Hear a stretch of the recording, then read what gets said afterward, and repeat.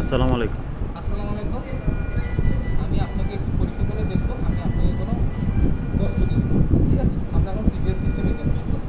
সিবিএসের ক্ষেত্রেও ওরকমই, যে আমরা প্রথমে ইন্সপেকশনে আমরা কী দেখবো, পেশেন্টের কোনো সার্জিক্যাল স্কার মার্ক আছে কিনা চেস্টে, এবং হচ্ছে পেশেন্টের কোনো এনভার্স ভেইন আছে কিনা, এবং ভিজিবল কোনো পালসেশন আমরা দেখতে পাই কিনা, এপিক্যাল রিজিয়নে কোনো ভিজিবল পালসেশন আছে কিনা নেই। তারপরে এক্সামিনেশন অফ প্রিকর্ডিয়াম, ঠিক আছে, এক্সামিনেশন অফ প্রিকর্ডিয়াম।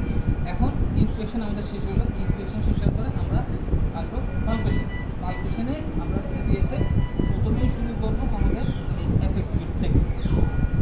অ্যাপেক্স বিট থেকে আমরা দেখলাম, অ্যাপেক্স বিট দেখার সাথে সাথে অ্যাপেক্স বিটটা আমরা মেপে নিলাম।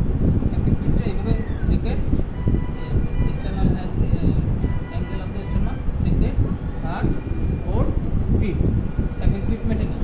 তারপরে এখন আসবো আমরা পালমোনারি পালপেবল পিটু আছে কিনা, লেফট প্যারাস্টাইনাল ট্রিপ আছে কিনা, এপিগ্যাস্ট্রিক পালসেশন আছে কিনা।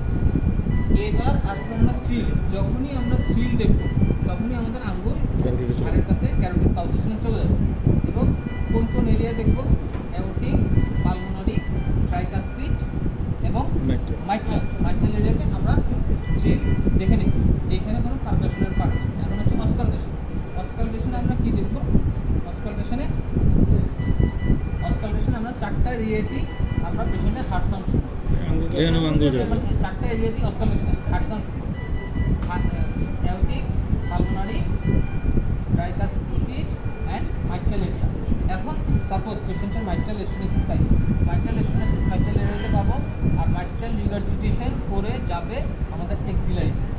এখন অ্যাওর্টিক এরিয়াতে অ্যাওর্টিক স্টেনোসিস পাবো। অ্যাওর্টিক স্টেনোসিসের মারমার রেডিয়েট করবে নেকে। আর হচ্ছে পালমোনারি এরিয়াতে পালমোনারি স্টেনোসিসের মারমার পাবো এবং রেডিয়েট করবে এটা নেকে। আর ট্রাইকাসপিড এরিয়াতে অ্যাওর্টিক রিগার্জিটেশনের মারমার পাওয়া যাবে।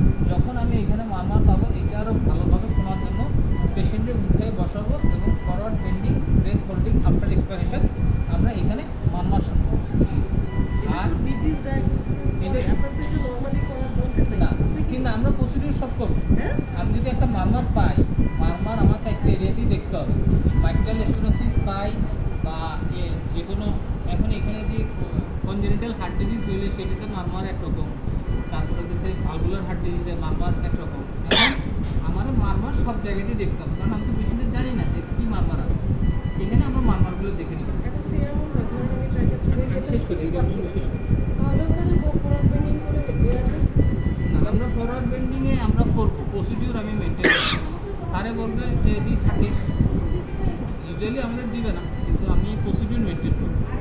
স্পেশালি আমার যে প্রসিডিউর আছে, প্রসিডিউর সব মেনটেন করবো।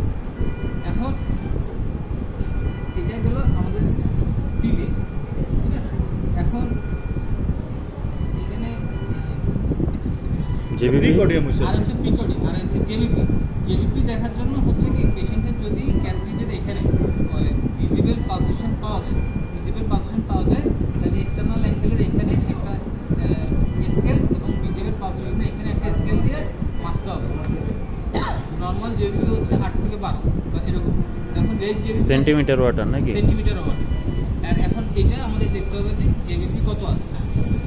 জেবি বোঝা যাচ্ছে, এখানে বোঝা যাচ্ছে, এই সাইডে বোঝাই যাচ্ছে।